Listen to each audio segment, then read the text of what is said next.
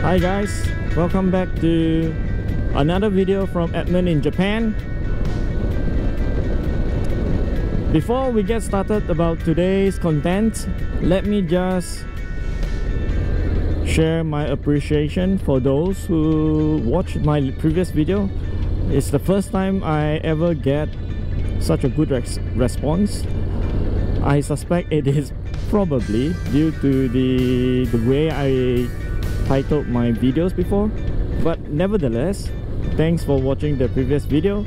I hope that it helped some of you guys who are looking at the middleweight segment, deciding whether you should go for the NC750X or should you stick with the CBR or CB650R. So today we're going to talk about whether the NC750X is suitable for smaller riders. So before we talk further, let's define what smaller riders are. So when I say smaller riders, I really mean riders shorter than 170 centimeter, riders who are on the lighter weight side, right? So personally, for me, I'm 166 centimeter, 61-62 kilo. Wow, 61-62 kg. So fairly small size. So with that defined, let's start with the three bad things about the NC750X and why it might not be suitable for smaller riders. So let's get started. So the first point is really about the suspension. So in my previous video, I talked about how Honda reduced the seat height by reducing the travel of the suspension, but I did not talk about how the suspension was behaving.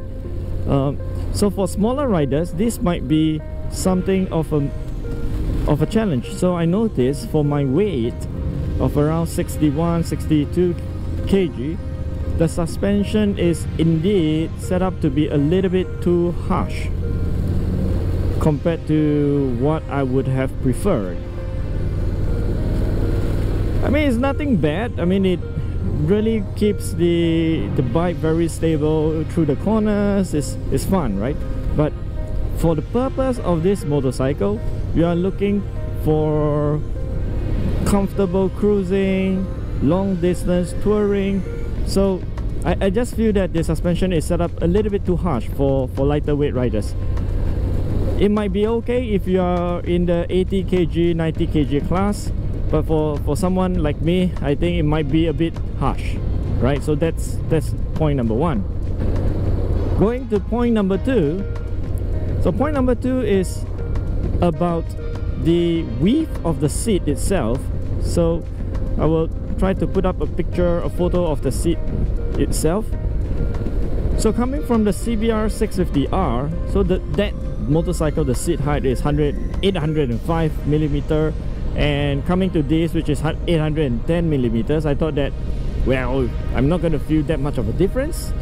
But because of the way the seat is shaped, because of the width of the seat, the width of the seat is just a little bit too wide to be, you know, super comfortable for smaller riders.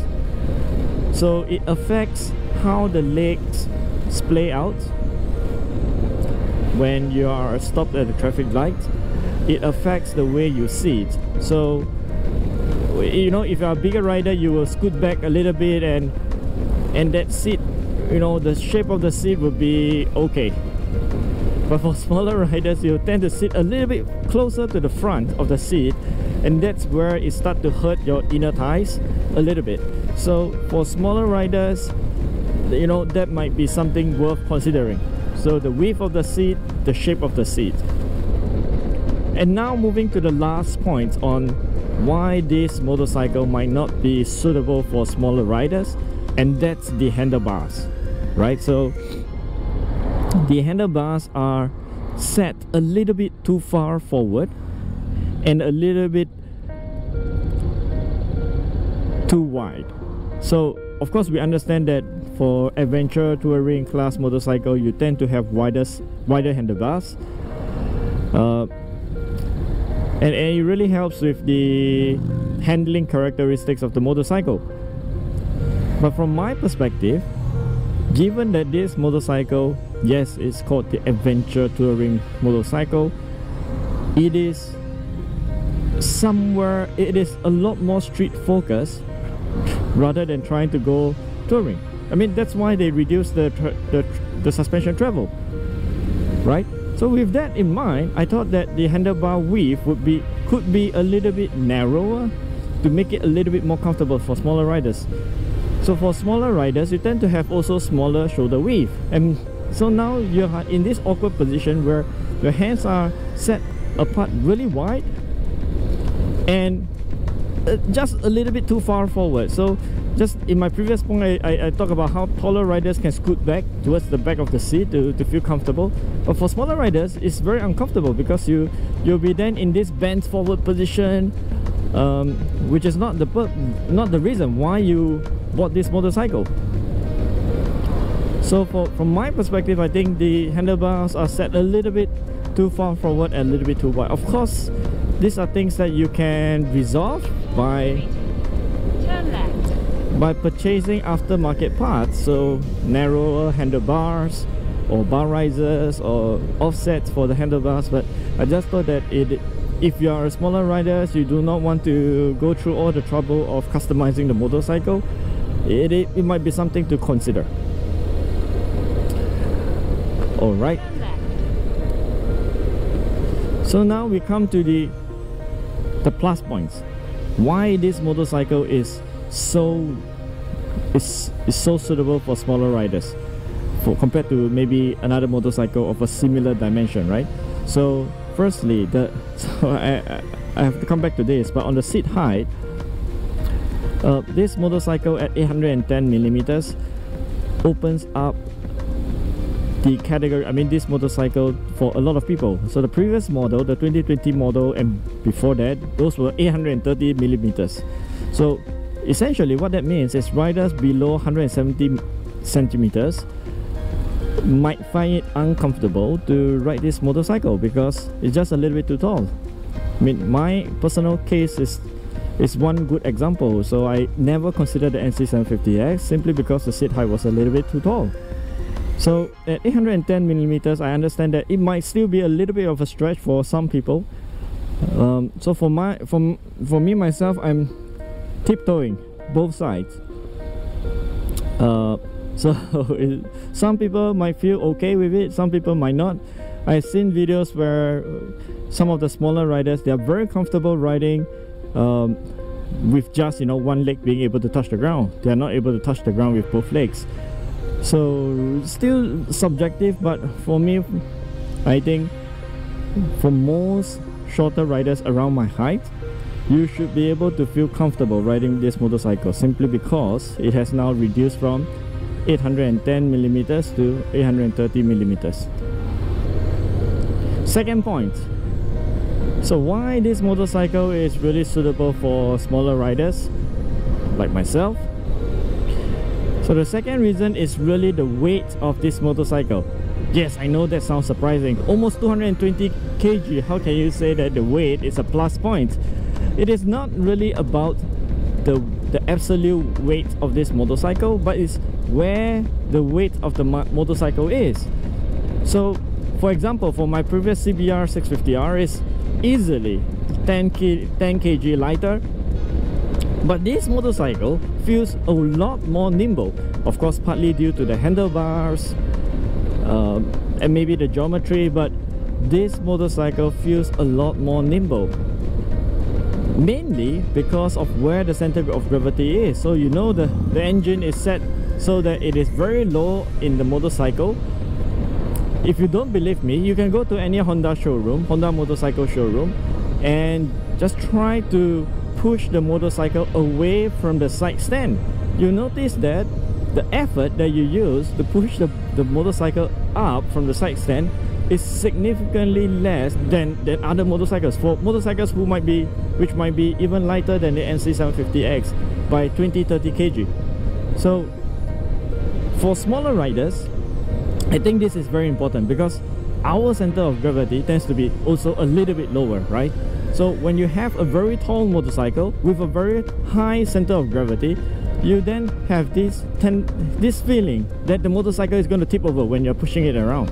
But for this motorcycle, because the center of gravity is also very low, pushing around it makes me feel very comfortable. I don't feel like it's going to tip over anytime soon.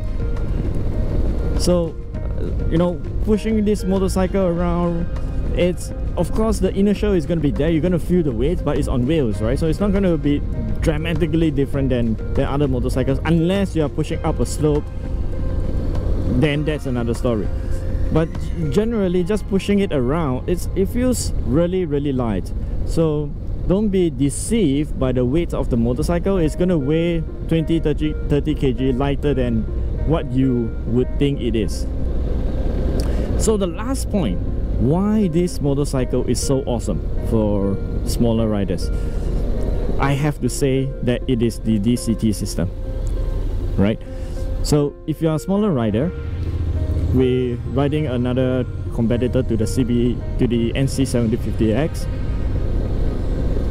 Yes, you can potentially buy a quick shifter to get around the problem of, you know, shifting at the traffic lights, but the DCT system, the dual clutch control technology that Honda has, makes it a lot easier. You don't have to think so much about the gears when you are stopping in the traffic lights.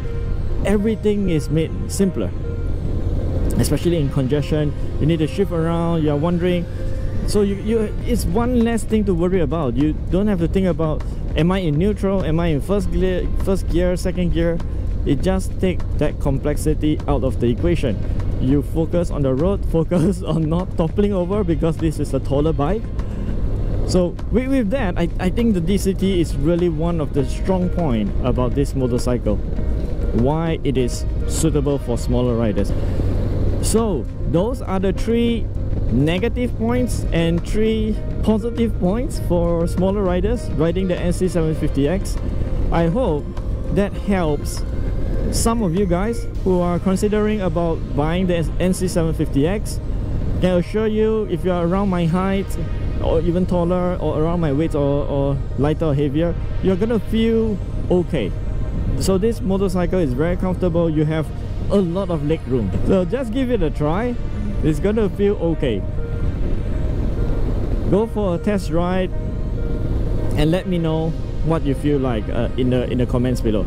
Okay, so before I finish off the video, I'm going to share a video of me a side from the side, you know, how it looks like, or from the front how it looks like when I'm mounting the bike, because I'm 166, 61, 62 kg.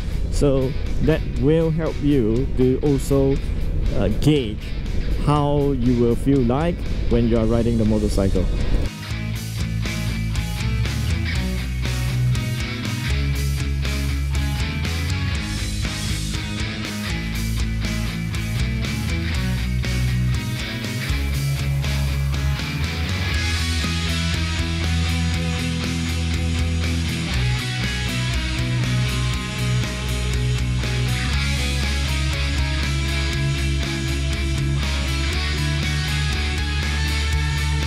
Alright, so I think that's all for now. I will catch up with you on the next video. So the next video is likely going to be about a short video of me going to the workshop, because now we are coming close to 1,000 kilometers. It is about time for me to send the motorcycle for the first servicing. So it's gonna be it's probably going to be that. If not, it will be a video about my overall review of this motorcycle after riding it for 1,000 kilometers. Okay, so that's all from me today. I hope you enjoyed the video. Do like and subscribe, and I will catch you in the next video from Japan.